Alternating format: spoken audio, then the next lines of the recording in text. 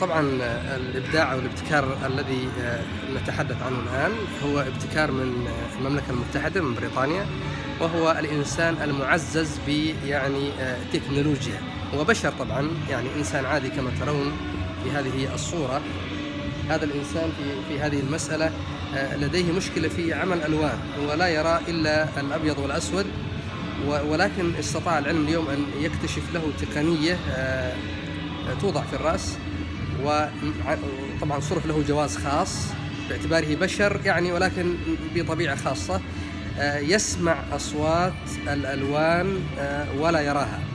فهذا من باب الابتكار والتقنيات العلمية الجديدة اليوم التي تتحدث عن تزويد الإنسان يعني تكنولوجيا وتقنيات تساعده على تجاوز صعوبات الحياة في هذه المسألة.